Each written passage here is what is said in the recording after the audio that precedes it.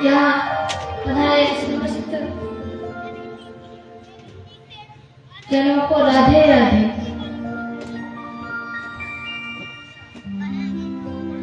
आइए थोड़ा सा कीर्तन करके फिर कथा में प्रवेश करते हैं।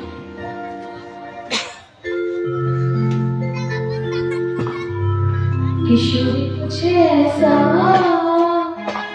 इंतजाम हो जाए, किशोरी कुछ ऐसा इंतजाम हो जाए, किशोरी कुछ ऐसा इंतजाम हो जाए, किशोरी कुछ ऐसा इंतजाम हो जाए।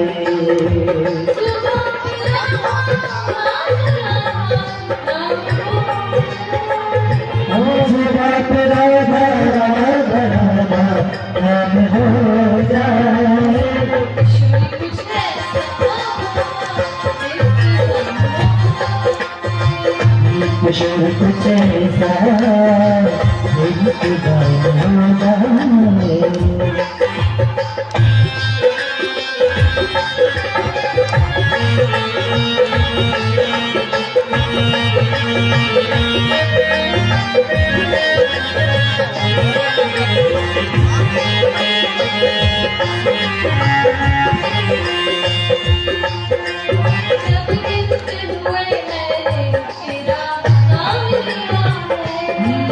जब गिरते हुए मैंने तेरा नाम लिया है,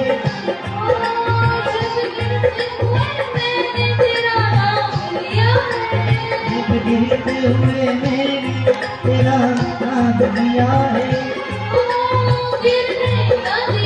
तूने मुझे थाम लिया है। किशोरी कुछ ऐसा इंतजाम हो जाए, किशोरी कुछ ऐसा इंतजाम हो जाए। श्री राधे श्री राधे राधे, ओ श्री राधे श्री राधे राधे, श्री राधे ओ श्री राधे श्री राधे, ओ श्री राधे श्री राधे राधे, श्री राधे श्री राधे श्री राधे। ओ जय राधे राधे राधे, श्री राधे जय राधे राधे राधे, श्री राधे।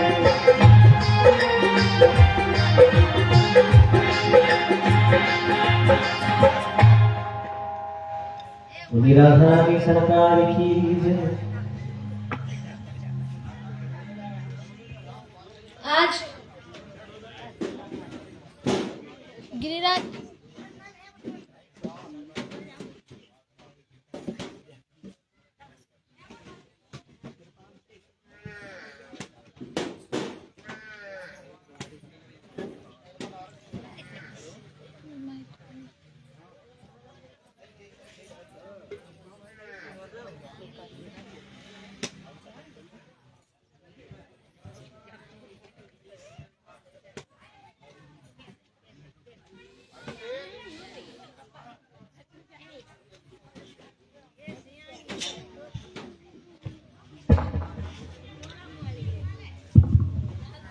राधे राधे। कल कथा में श्रवण किया था कि भगवान अपनी छोटी सी उंगली में गिरिराज गोवर्धन उठाने की तैयारी कर रहे थे। शौनक जी ने सूत जी से पूछा, भगवान ये गिरिराज पर्वत कौन है? ये वृंदावन में कहां से आए? ब्रज की पावन भूमि में कहां से आए? तब श्री सूत जी कहते हैं, जब राधा रानी गोलोक में धरती पे आने की तैयारी कर रही थी, तब उन्होंने कहा था कि जहां गिरिराज पर्वत नहीं, यमुना नहीं, वहां हमें सुख कहां? तब भगवान ने ब्रह्मा जी से कहा था कि आप 84 कोस का स्थान निर्माण करिए जहां पर यमुना नदी, गिरिराज पर्वत, निकुंज सब वहां आ जाए।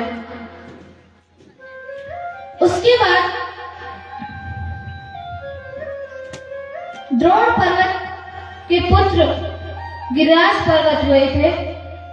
एक समय पुलस्त ऋषि भ्रमण करते हुए द्रोण पर्वत के पास गए। उन्होंने कहा, हे द्रोण, तुम मुझे अपना पुत्र दे दो। मैं इस पर काशियों को ले जाकर यहाँ पर मैं तप करूंगा। ये बहुत पावन पवित्र है। ये स्वयं गोलोक से यहाँ आया है। मैं इसे काशी में जाकर स्थापित करूंगा। उसके बाद जब गिरिराज से पूछा, तब वो बोले, भगवान, मैं आपके साथ चलने को तो तैयार हूं, पर आप मुझे लेकर कैसे जाएंगे? तब पुलस्त जी ने अपने हाथों पर गिरिराज पर्वत को उठाए और चल दिए। पर जाने से पहले गिरिराज पर्वत की एक शर्त थी कि जहां मार्ग पर आप मुझे स्थापित कर दोगे, फिर मैं दोबारा वहां से नहीं उठूंगा। तो पुलस्त ऋषि ने कहा कि ठीक है, चलो। चलते चलते ब्रजभूमि आई। गिरिराज पर्वत ने अपना भार बढ़ा लिया। द्रोण पुलस्त ऋषि भूल गए कि ये पर्वत को नीचे नहीं रखना। भार बढ़ा। उन्होंने पर्वत को ब्रज की भूमि पर रख दिया और थोड़ी देर विश्राम करने लगे। विश्राम करने के बाद दोबारा जब गिरिराज पर्वत को उठाया, तब वह नहीं उठे। तो पुलस्त ऋषि ने कहा कि हे बालक, तुम्हें यहाँ नहीं, तुम्हें तो काशी तक जाना है। चलो अपना भार कम करो, हमें शीघ्र ही वहां पहुंचना है। तब गिरिराज ने कहा कि प्रभु, आप शायद भूल गए।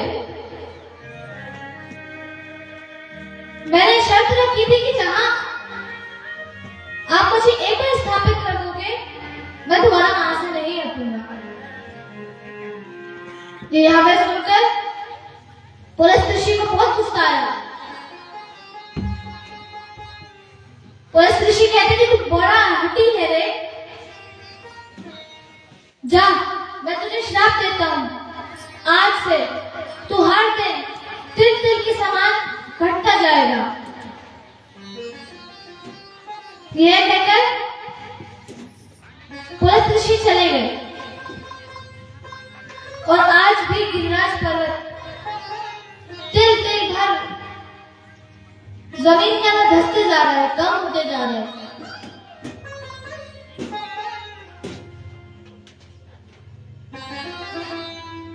फिर नारद जी आए। नारद जी से गिरिराज पर्वत ने सारा वृतांत सुनाया। नारद जी कहते हैं, इसका एक ही उपाय है, तुम जहां पर अभी हो वहीं पर भगवान कृष्ण अपनी बाल लीलाएं करेंगे और एक समय ऐसा आएगा कि तुम अपना भार कम करके उनकी छोटी सी उंगली पर वह तुम्हें धारण करेंगे। तो भगवान ने 7 दिन तक गिरिराज पर्वत को अपनी छोटी सी उंगली पर रखे थे।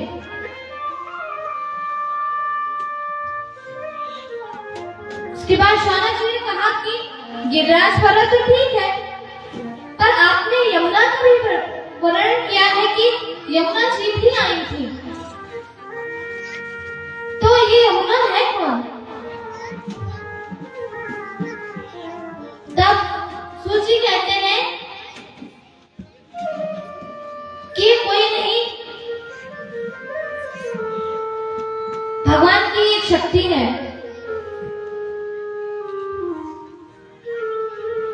जो द्रोण क्षेत्र हुआ था, जहां से आकाश गंगा प्रकट हुई, उन्हीं के साथ यमुना नदी भूतल पर आई और कालिंदी पर्वत पर आके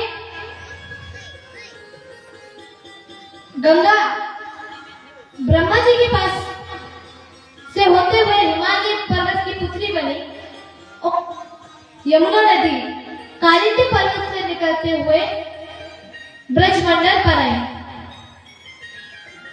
और वो कालिंदी पर्वत से आई है, इसलिए उनका नाम कालिंदी भी पड़ा था, जो बाद में भगवान की अष्ट पत्नियां जो है उनमें से वह एक बनी।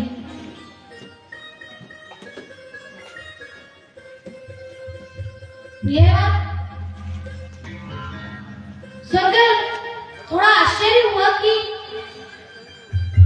आखिर यमुना नदी ही क्यों ब्रजमंडल पर आई। तो सूची कहते हैं यमुना नदी राधा रानी को बहुत प्रिय है, क्योंकि उनका वर्ण जो है, रंग, वो श्याम है और राधा रानी को ही श्याम सुंदर प्रिय है। इसलिए कालिंदी पर्वत पर जाकर यमुना नदी भूमंडल पर आई।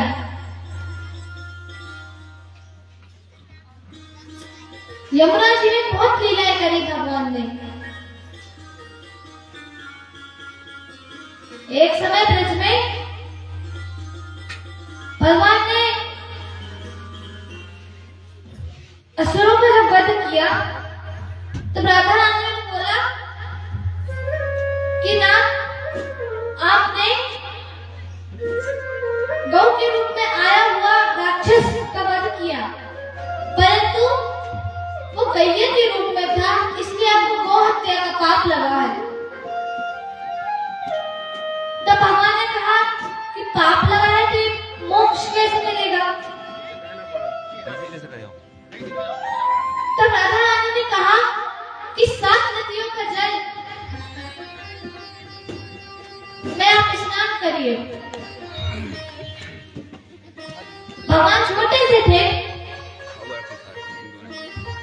वह अकेले कैसे जा सकते थे? तब भगवान ने अपनी बांसुरी से एक सरोवर बनाया और उसमें 7 नदियां, गंगा, यमुना, सरस्वती, गोदावरी, कालिंदी, नर्मदा, ब्रह्मपुत्र, ये 7 नदियां आई और उस कुंड में समाहित हो गई। भगवान ने स्नान करा। तब भगवान ने कहा कि राधे,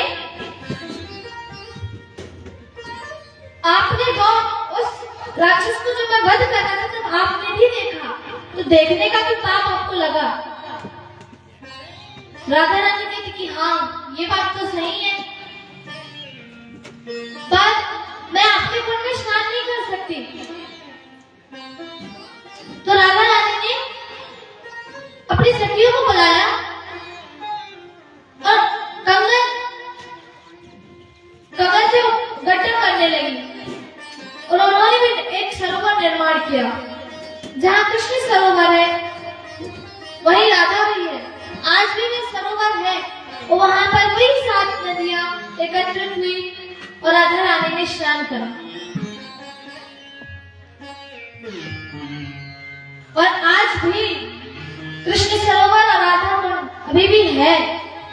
जो वृंदावन गए हैं उन्हें पता होगा, और नहीं भी गए तो सुना तो होगा ही ब्रज की तो अनेक कथाएं हैं, जितना बताएंगे उतना ही कम पड़ेगा।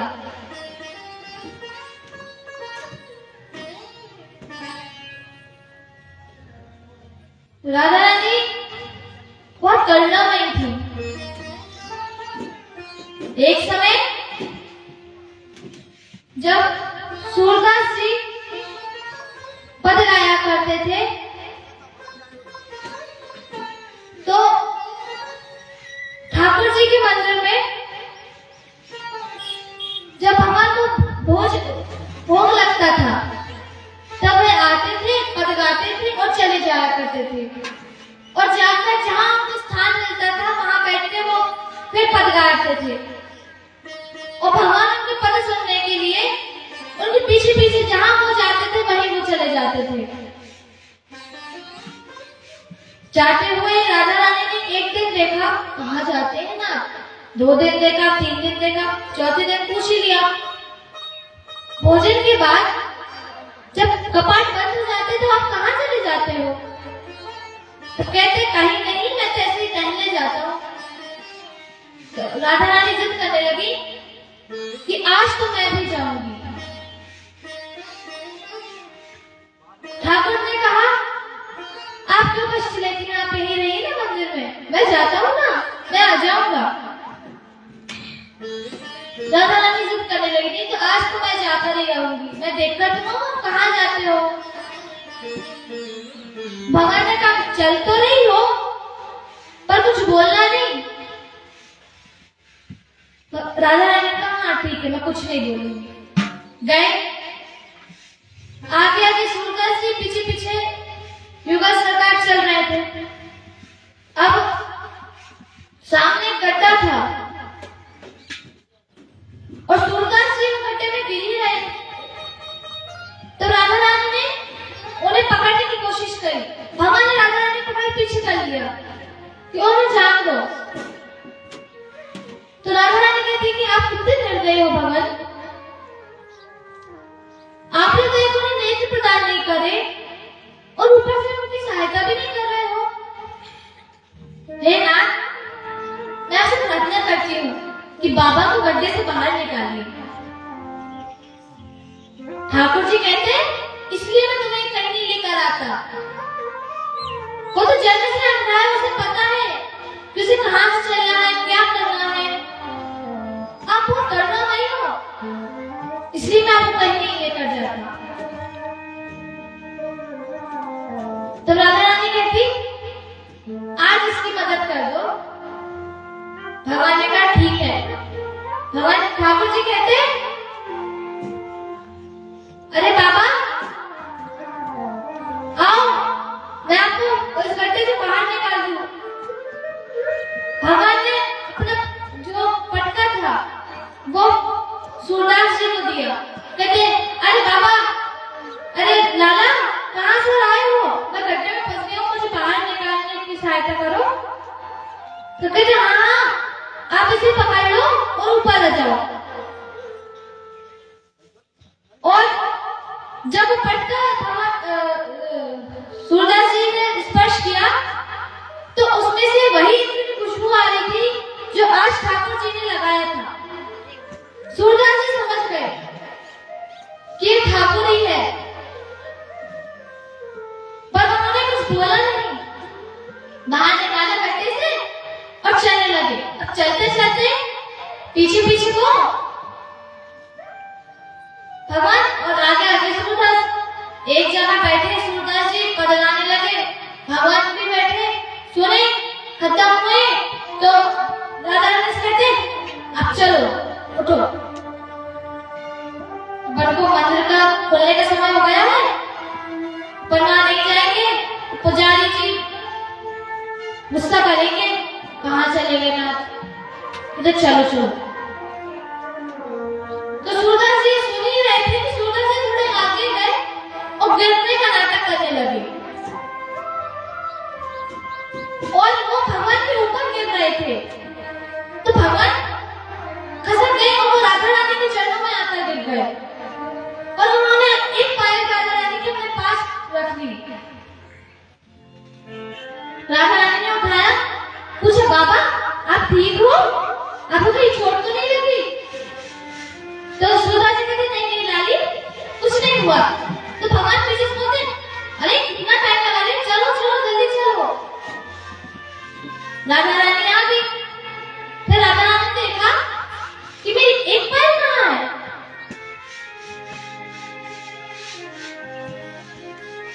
तो ठाकुर जी से कहती कि शायद वो पायल बाबा के पास रह गई, आप जाओ और मेरी पायल लेकर आओ। तो भगवान कहते अरे कोई नहीं, मैं दूसरी रात में दे दूंगा। तो राधा रानी कहती नहीं, मुझे तो वही पायल चाहिए। तो भगवान ने कहा आज तो नहीं, मैं कल जाऊंगा, कल लेकर आ जाऊंगी, अभी चलो समय हो गया। फिर दूसरे दिन ठाकुर जी गए, कहा कि बाबा कल मैंने आपको गड्ढे में से निकाला था, मेरी सखी थी, उसकी पायल आपके पास रह गई थी, शायद गिर गई थी, आपने देखी है क्या? तो बाबा निकाल कर बताते कि ये है? कहते हाँ हाँ यही है।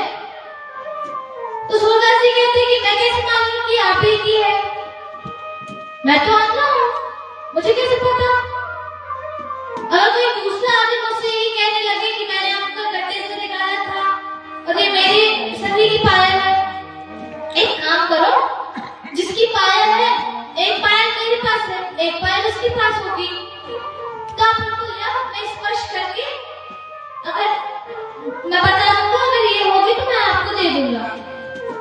तो भगवान थोड़ी देर सोचते हैं और राधा रानी को लेकर फिर आ जाते हैं। राधा रानी आई,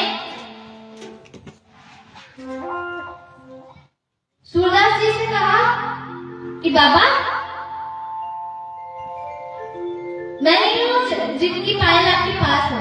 तो कहती हाँ हाँ लाली आओ, मैं आपको पहना देता हूँ। तो सूरदास जी जैसे पायल पहनाने लगे, पहनाते पहनाते उन्होंने तो राधा रानी के पैर पकड़ लिए और कहा कि मुझे नेत्र प्रदान करो श्री जी, मैं आपको पहचान गया हूँ, आप वही युगल सरकार हो जिनका मैं रोज गुणगान करता हूँ। आज मुझे आपको देखने की बहुत इच्छा है। राधा रानी से रहा